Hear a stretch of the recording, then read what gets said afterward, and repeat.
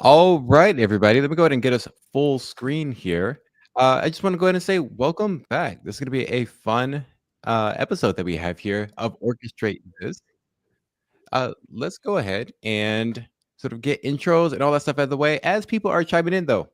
My name is Michael Leondo. I'll be your host for this lovely evening. If you want to go ahead and let us know where you are from, it's always great to see folks in different parts of the world hopping on with us, engaging with us throughout this session.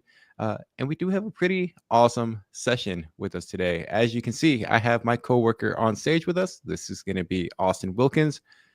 I don't want to steal his thunder too much, but Austin, how are you doing today? Doing great. How are you? Doing pretty well. I've seen the demo that you have in store for us today, so I'm excited for it. I've seen the magic. A lot of folks are talking about AI. A lot of folks are talking about workflow orchestration.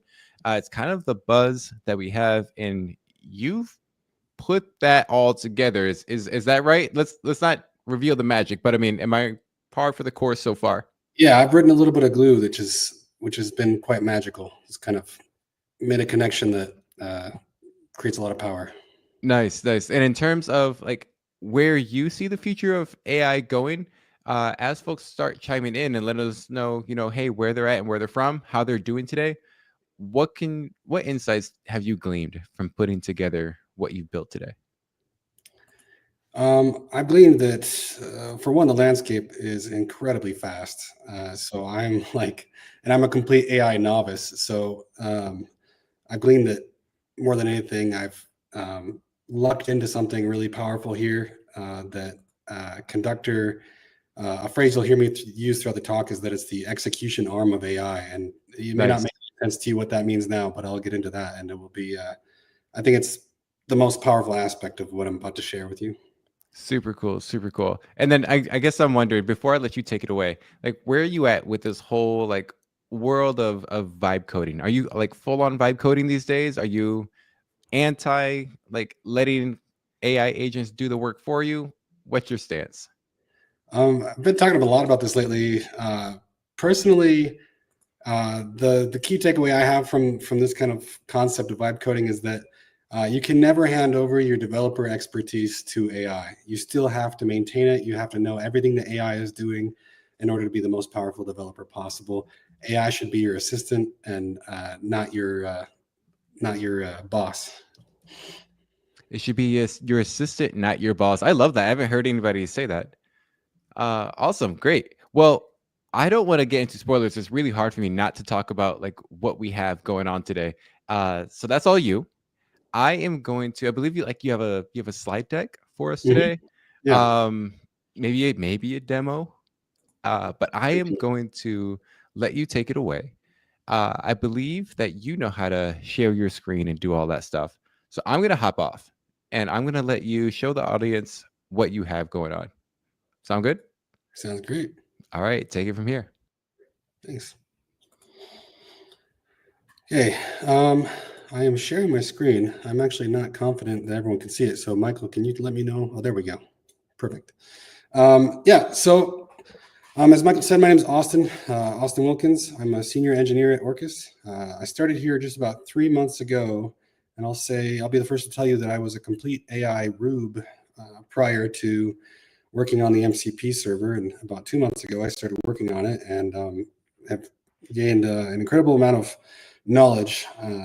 I still consider myself an imposter in the space, but the MCP server itself has brought to light a lot of things to me with not only the power of AI, but the power of Conductor with AI. So what I'll be talking today a lot about is the different ways you can interact with Conductor and basically do a step-by-step approach to help you understand the power of the MCP server I wrote. And I know that term might be new to a lot of people. It stands for Model Context Protocol.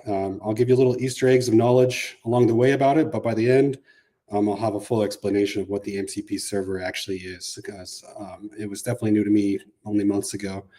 So I'm sure a few of you are not familiar with it. So rest assured, we'll get to all the explanations. First, just a little bit of background. So Conductor on its own is very powerful. As an engineer, I like to think of it in terms of I don't have to do state management anymore. It's very, it's a lot of work to get to the actual execution code that you want to get to in any production environment. As an engineer, I was trained in college to think, okay, I'm doing these cool algorithms all the time. I'm writing this cool code. But when you get out into the business field, you realize, oh, I'm doing just an insane amount of implicit state management through all the different ways I'm plugging code together and wiring things. And Conductor abstracts a lot of that away. There's a lot of other really great benefits to Conductor, but the primary one for me as a developer is that now I can just focus on that discrete logic that's fun for me to write, and all of the other aspects can kind of be abstracted away. And I can focus on the business logic and the code, and then everything else, the retries, failures, the durability, the security, all those things are kind of taken out of my hands. So Anthropic, if you're not familiar, is an AI company, and they released in, I think it was November, I could definitely be wrong about that, a new specification called MCP specification, the Model Context Protocol. And what this is a clear means for connecting external tools to AI. So prior to the MCP spec, AI developers were having to find all sorts of creative ways to connect external tools, make them accessible to AI. They require a ton of custom implementation. And Anthropic came out with this specification, which there are other common specifications that people could have used, but this one has a particular focus on AI. And I think that's why it's gained so much traction.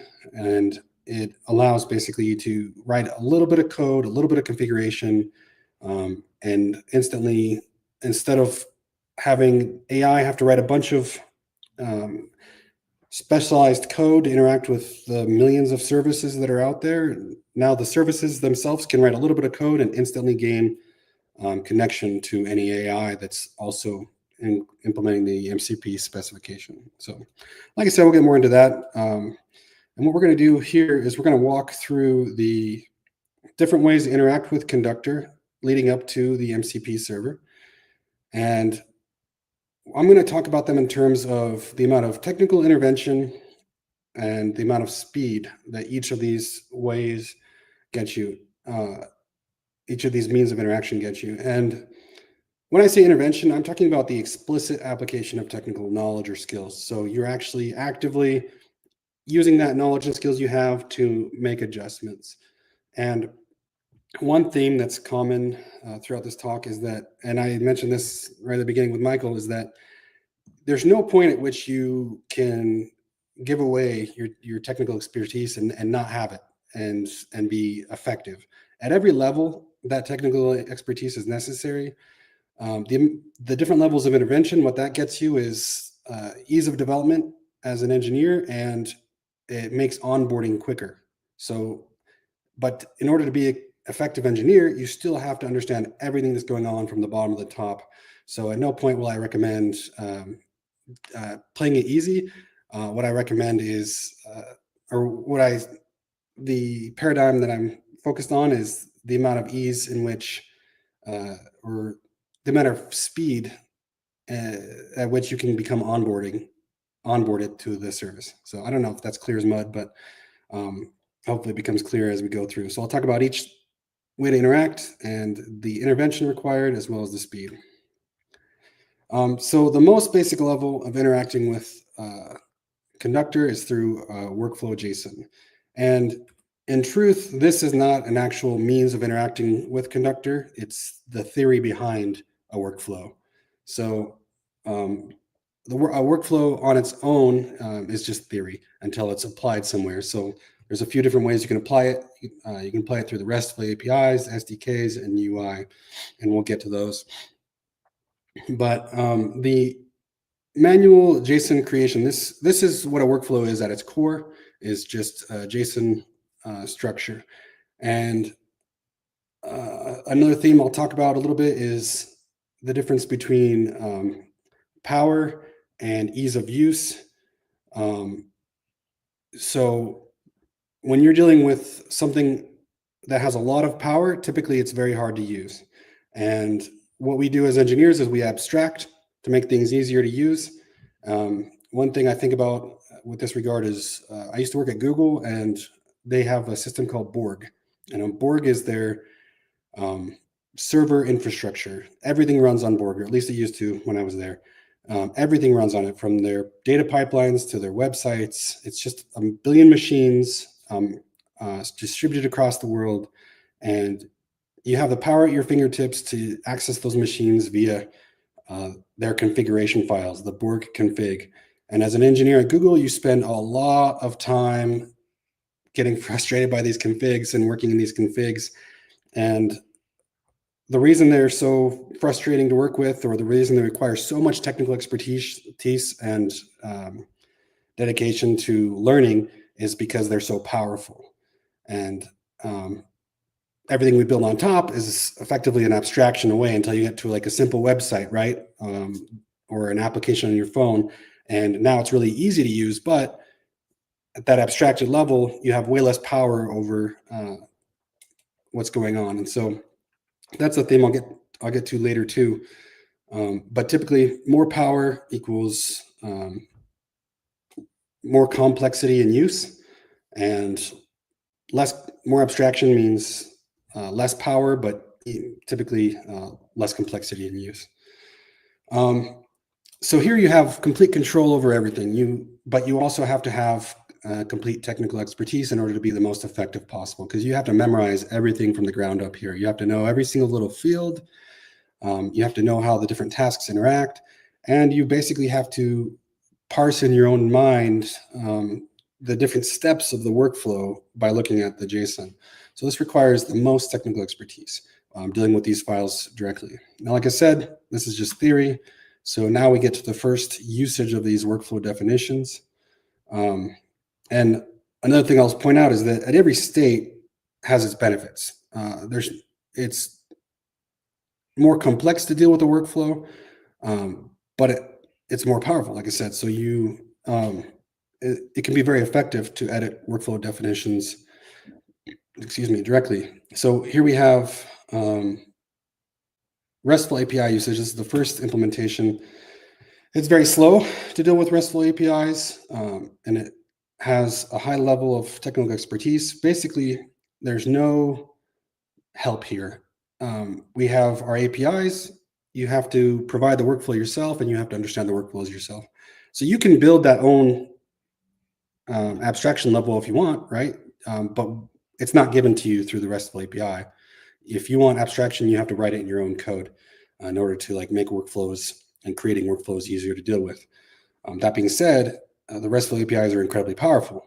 I actually built the MCP server on top of our RESTful APIs because I found it to be the most effective way to do it. So I'm not throwing any shade at the RESTful APIs. They're great. And they also are language agnostic. So you can interact with Conductor in any way you see fit, as long as you have, as long as your application has access to the internet. But like I said, it requires the most understanding of workflow definitions. There's no abstraction layer between the previous slide with working with the workflow JSON and working with the RESTful endpoints. So the next level up is SDK development. Now we get a little bit quicker, and you use a little bit less of your technical intervention. And the main takeaway that gives you that a little bit increased speed and a little bit less intervention is the dot notation of your IDE. So now you're developing, and hopefully you have a good IDE that can do all the type checking, and you hit dot notation, and boom, now you don't have to memorize every single field that comes into play, and you can't accidentally try to plug a task where it doesn't go, or a definition where it doesn't go, because the IDE hopefully will kind of create those bumpers for you. And like I've said before, in order to be the most powerful developer, you still have to understand and know all those things exist. Maybe you can cheat a little bit by not memorizing the exact lettering of the values of the fields, but you still, in order to be the most effective engineer, need to at least understand all the concepts that are there.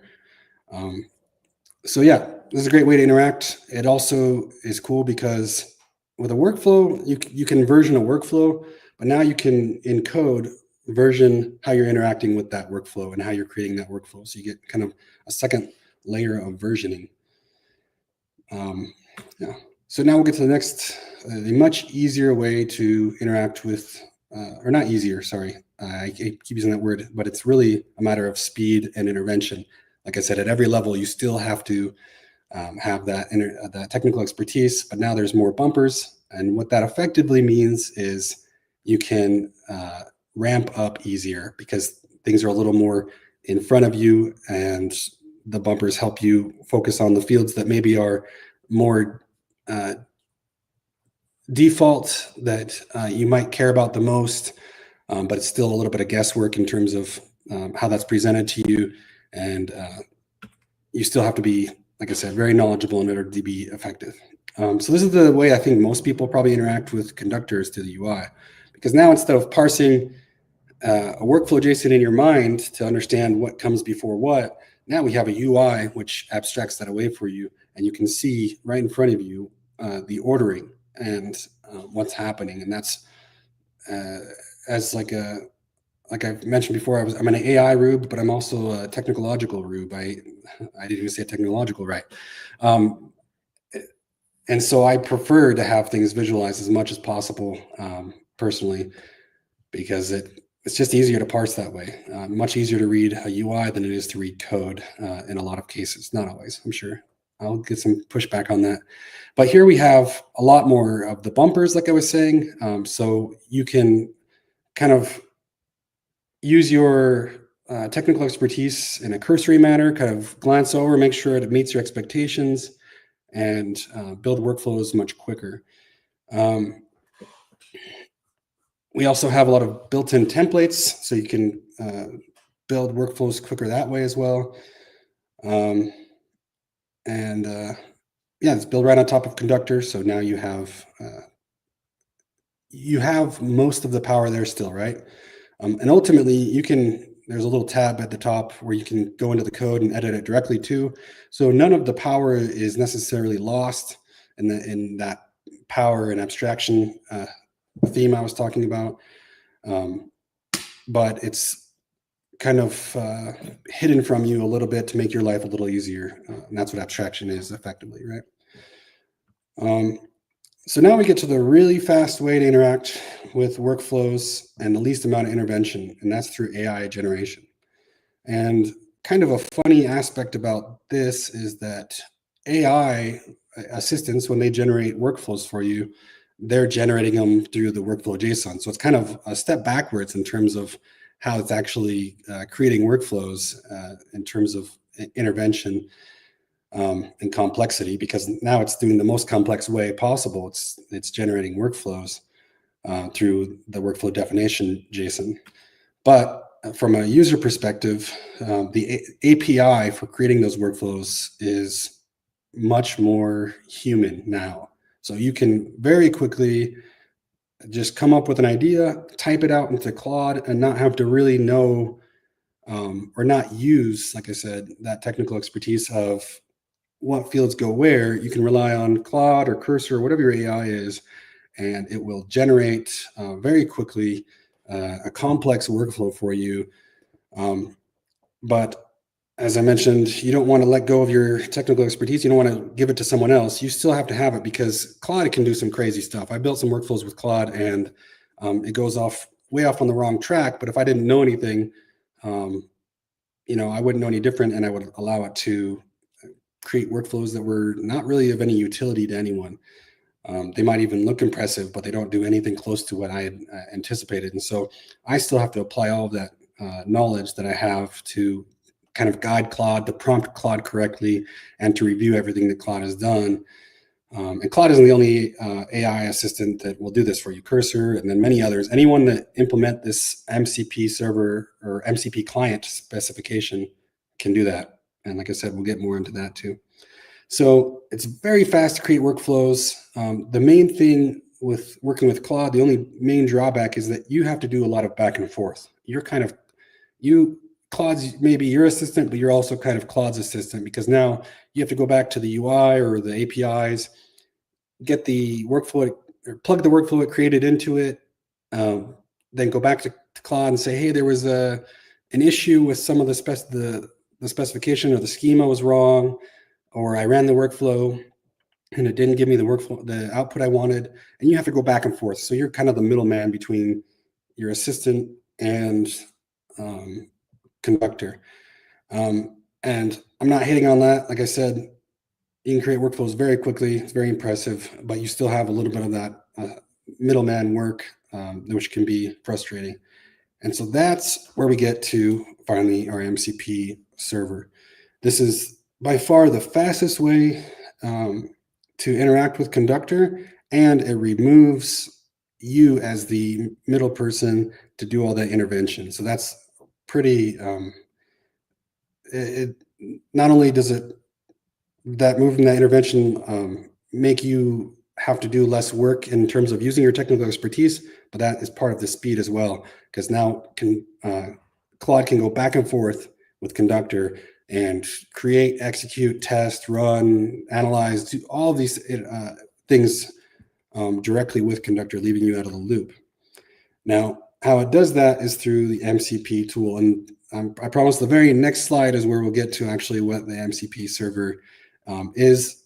But here is what it does. The MCP server, it connects all the APIs to Claude. So I do a little bit of configuration in Claude, or like I said, any other AI. I just happen to use Claude personally a lot. So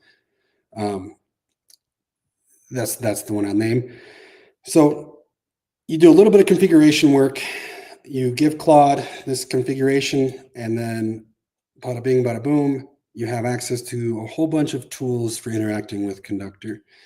So this is interesting in that power paradigm, because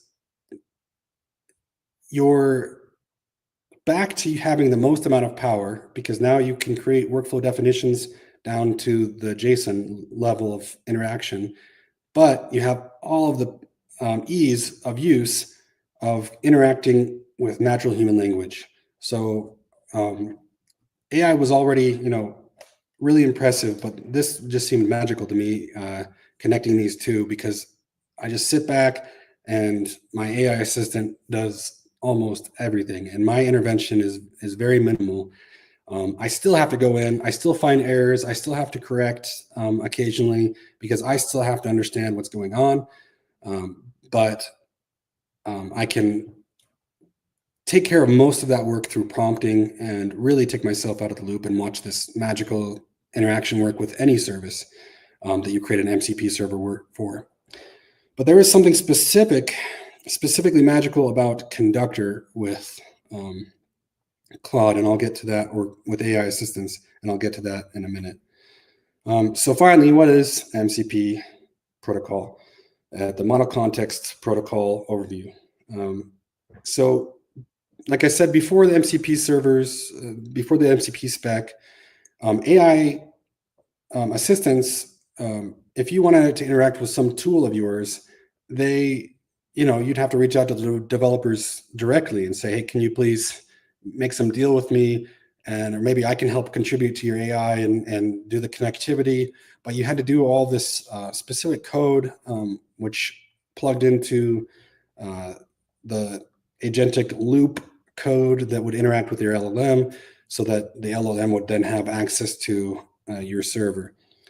And this was a nightmare for connectivity because, with thousands and thousands of tools out there and server endpoints that you can hit, and probably closer to millions, I don't know the exact number, but that's, very untenable for an AI developer to add connectivity to all of those things, and at least to do it well, because maybe you could come up with some generic way to interact with all those APIs or have your LLM learn, but it's never going to be perfect and never going to be pretty. And that's kind of where the MCP specification came in. It's basically a little thin wrapper around your server that the MCP client, which AI assistants understand, will implement. The AI assistants implement the MCP client, which then understands the MCP server spec. So you write this little teeny wrapper around your code, and now any AI that's implementing the MCP client spec can have instant connectivity and instantly understand what's going on with your server and how to interact with it. So it's very cool because it brings the world of tools, of external tools, to AI, and gets us a little closer to that spookier Skynet situation where AI can control everything. So MCP the server implementation, very simple. All you do is write a little bit of code around your endpoints, and the specification will provide everything you've written around that code to the MCP client implementer, which is our AI assistants. So the AI assistants now get your whole doc string, the name of your function, and they know that it's a tool that you're providing to them. So you can write a really complex doc string to really help AI understand your tool, and that's typically, I think, recommended to make it very clear, because everything you write around your code, and the code will be just under here, right, that you're actually executing. But everything you write around it is just basically documentation for AI. Then that documentation is handed off, and now it knows instantly how to interact, and it interacts through that MCP protocol to call your tool. So we're going to get to the fun stuff now and try a demo. Claude was choking on me earlier, so we'll see how well it does. Let's escape out of here. But here I have an instance of Claude, and what I've done is I've added my MCP server configuration file, which basically just points it to the code that will run the server. Claude then spins up that server, and now it has access to all my endpoints. I give a small configuration file that tells it which endpoint to hit and what API keys to use. So now I can say, I don't know if this one's going to work, honestly. I came up with this just a minute ago, but I thought it would be fun to try out, and I'm sure it will give us some insight into how things are working. But basically, now that I have that configuration file set, Claude has access to all my tools that I've given it that deal with workflows. So now I'm going to ask Claude, create a workflow for me and test it, and I can tell it to do much more things, and it will just kind of spin until it's finished. To tell me if it's safe to surf near data point and if there's some decent waves. I still, like I said, at every level, you still, in order to be effective, have to understand the technical aspects. Removing that technical intervention that we talked about just makes it easier to onboard, which is really great. So this is definitely the way I recommend for new engineers to Conductor to interact with Conductor, because it really does give you a lot of bumpers and helps guide you to gaining that technical expertise much quicker than staring at a JSON file would. Not that you shouldn't understand the JSON file at some point. But here we go. I'm going to ask it to create this workflow, and I had to know that a lot of times AI assistants try to create simple tasks, which require me to create my own worker, which I don't want to do. I want it to do all the work inside of Conductor. So I told it to use an inline task, which just is a JavaScript task that works inside the workflow. So I don't have to create workers for it. And I told it to use HTTP tasks. I told it not to use public APIs because a lot of times AI assistants will look out and say, oh, this is a great API for this, because the best APIs are going to be paid for a lot of times. And so it'll plug it into my workflow. I'm like, well, I don't want to go pay for an API key. So, I can get by with some public use APIs.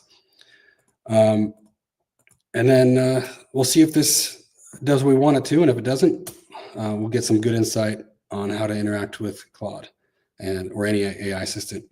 Now, this is the awesome part of an AI assistant. It just spits out JSON and JavaScript and everything technical really quickly. It's created the workflow. It looks like it succeeded. Now it's going to try to test it. Now it's going to pull the execution results, see what it got out of it. Okay, so there was an issue.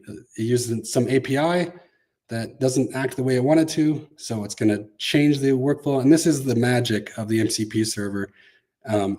That now AI can just do all of this work on its own with my special, my own project, right? So you bring your own project to the table, AI instantly knows how to interact with it. And like I said, it's really powerful with Conductor because now it does all of the nitty gritty of creating workflows for you. And here we go. Like I said, Claude has been kind of shoddy today. It's stopped and gone on me a few times, but if we go into the developer edition, which I'm sure Michael will point you all to, if we refresh the workflows, we can see it tried to create this workflow for us. Great. It tried to create, it hits the endpoint, it got the latitude and longitude for data point, and then it has a JavaScript function. And we can see it probably tried to run it too. So maybe it failed a couple times, and then here's the latest one that completed. Let's see how it did. Nah, brah. So I guess it wasn't a good day to surf in data point right now. And we can even look at the inputs and outputs. We can look at the temperatures. All this is coming from the API from the first task. And the JavaScript now that Claude wrote is now parsing all that information and giving me an output of either surf's up, dude, or nah, brah. And this will tell me. So now I have a workflow that I could use all the time. I could run this workflow every day and send it to my phone or wherever, and have an idea if I should head out to the beach or not. I'm in Idaho, so there's not a whole lot of waves out here. But if I were in LA, there you go. So very powerful in connectivity. That's, I think, the takeaway there. Now, the kind of coincidental almost magic of Conductor and the MCP server, and this is like, I don't know if I don't know if our CEO and our founders had enough foresight to anticipate this, and I don't think they would have, but it actually works out that Conductor, and this is like the most powerful aspect of the MCP server, is that it makes Conductor the execution arm of AI. I mentioned that before, and what that means is Conductor is all about doing enterprise work and abstracting away all that business logic, security, all those major concerns of engineering. So you just focus on your business logic and your code execution. And now, and AI assistants are more about helping individual productivity at the moment. There's not a whole lot of enterprise AI out there. Looks like, oh, too late to bump up my font size, huh? Sorry, I missed that. But now, maybe we can bump this up if this is what you're talking about. But I think it's a little late for that. There we go. This makes it a little easier. But now, because of the MCP server, you can create enterprise work with workflows and hand that off to your company, right? And you can create workflows for your company using your individual AI. And the more exciting part of that is that AI typically runs in black boxes, and it's interacting with an LLM, which is going to kind of always act differently, right? You can't force an LLM to return the exact same results every time. And so if you use Conductor as your workhorse for your AI assistant, now you have codified, repeatable work, and you can visualize everything that your AI intends to do. So using Conductor as your execution arm of AI is a really powerful concept, which is almost coincidental, probably not entirely, but almost coincidental in that now you can do all of your connectivity to external services within Conductor and just connect Conductor to your AI assistant. And now you can do all this enterprise work, all your even personal work, whatever, and you've codified everything that the AI assistant means to do in a way that's repeatable, editable, versionable, and it's just a really powerful way to interact with your AI, because instead of although the MCP server spec reduced the amount of configuration you have to do, it's still a little bit of configuration that you have to do, and you still have to go out and get all your API keys and plug all those in and wire everything together. Using Conductor instead, plugging your API keys into Conductor, now you only do one configuration in your assistant, and you get an immense amount of power by doing things through your workflows. So this is like the aspect of the MCP server that I'm most excited about, because it takes what is typically something you might use for, generating work for school or maybe your own personal work for work, and turns it into something that is powerful for an entire company. I've kind of commented on some of this already, but basically the power is that you can orchestrate all that interaction to external integrations. You can do all the connectivity in Conductor, and then have one simple configuration with your AI, and now you have access to all those different tools and execution logic. And the best part is you can see it run, right? You can hit execute, and now you can see every step that your AI assistant has created for you. And I pretty much already commented on most of these, so I don't need to hark on these too much. The repeatability is the most poignant facet of this slide for me, in that instead of going back to Conductor, talking to LLMs is really expensive. And so instead of going to Claude and having it do the same work over and over, and spend all your money interacting with an LLM, you can have it create that work once for you, and now you have it repeatable, and you can kind of abstract Claude away from, or Cursor or whatever, away from your actual execution logic. And I don't know if there's anything I need to really say on this slide. I think it pretty much sums up most of what I've already talked about. So we'll skip on. And so you've kind of seen, as I talked, the different ways of interaction with Conductor, from high intervention to minimal intervention. At every level, like I said, that technical expertise is so important, but you get bumpers along the way to help you build quicker and help you onboard quicker, which is, I think, also really a great aspect. So Anthropic gave us this kind of magical specification. Everyone's been implementing it. It's become very popular at the moment. And we implemented it knowing it would be useful, and then it kind of surprised us in that it has become very useful and kind of transform what Conductor can do with AI in general. So I think that's pretty much everything I had to say on it. Your job now is to go check out the developer edition and plug in the MCP server on your own. You can simply go to these links. You can download the MCP server. You can configure your AI assistant, and you can go try it on the developer edition right now. What I was showing you in the UI was the developer edition itself.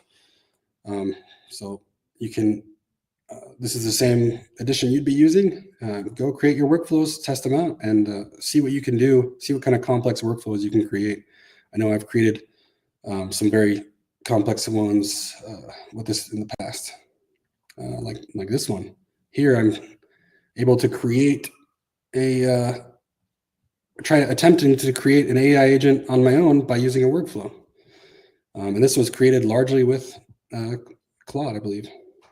So anyway, go check it out on your own. It's free to use, and I'm sure Michael will get everyone the links if they need them.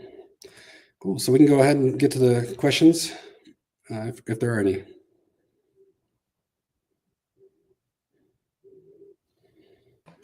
Awesome. Good stuff, Austin. What I like is that when you first showed me this, I was a skeptic.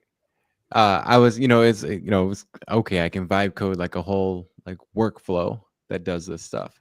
And you brought it to light, right? Just like that. I mean, it shows the power of MCP servers to begin with, but the fact that essentially like you're giving it access to hook into all of the tools that Orkes already provides.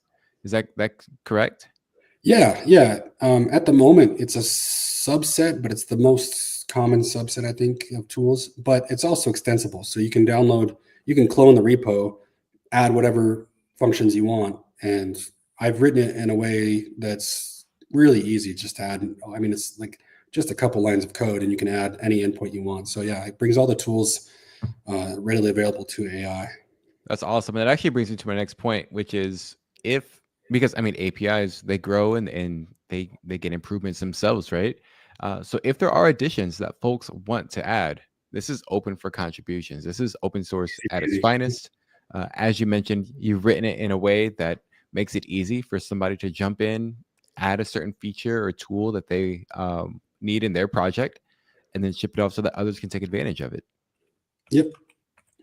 It's awesome. We did have a question from One Shore in the audience. I'm going to put their question up here on the screen. They're saying, curious how MCP is easier for an AI to interface with than directly via an API, when APIs do exist for this kind of stuff. Yeah, so it's not necessarily easier for an AI specifically. It's easier on the developers because it's a uniform way to interact with APIs. So I think you could probably get pretty close by using like other things like Swagger and things. But the key difference is that because this has a focus on AI, if it doesn't force you, but it almost forces you into a paradigm where you're describing things in a way that AI understands things a little better. So I can even give an example on this. And I have open the Conductor MCP code, like I said, that anyone has access to. It's public source, and you can you go and edit this yourself and clone it or whatever. But you'll see, and I'll make this bigger to appease Perfect. Michael. Thank you. But the key difference is that you always need to have a doc string, and this helps this helps your AI assistant understand things better. So you're writing things in a way that AI understands. And it's not the only way. There are other ways people could interact with external tools and services with an AI. It's just kind of one spec to rule them all in terms of connectivity. You could probably get, like I said, you could get 90% of the way there with Swagger, but it just doesn't have that same focus on AI. And so I think people have adopted this more. But like I said, you could get most of the way there with a lot of other products. Awesome. And going back to the question, I guess another benefit of using this approach as opposed to just a generic API is that when there are errors, it would automatically attempt to resolve them. Right. I mean, that was the cool thing that you showed in your demo. It's like, it tried to do something a certain way. It tested it out. There was an error. Let me try and refactor to see if this one works. Really cool stuff.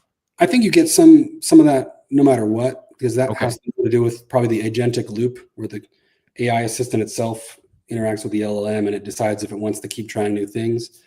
But yeah, it's definitely a lot clearer for the AI when you follow this spec opposed to some others. And this is like the leading way, right? Yeah. This is just like where the industry is at today. MCP is sort of the centralized or the uniform way that we should be doing things according to the masses. Is that correct? Yeah, and it's still under development. They're changing things as we speak, and so I think technically these, if I'm to criticize my own code, some of these are all described as tools.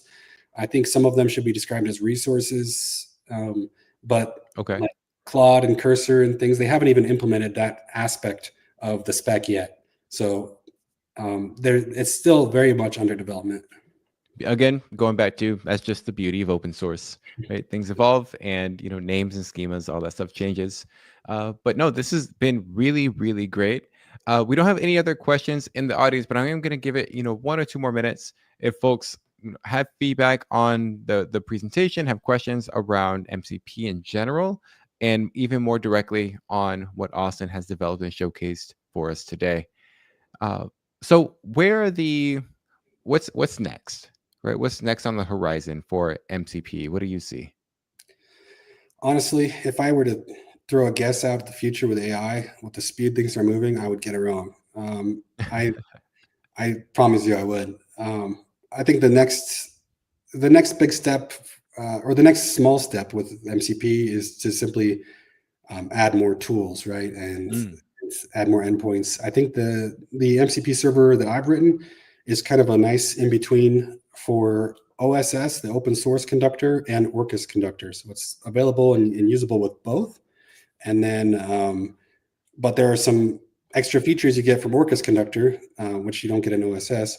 And so next, for me at least, is to kind of find a way to implement some of those features without alienating the open source conductor.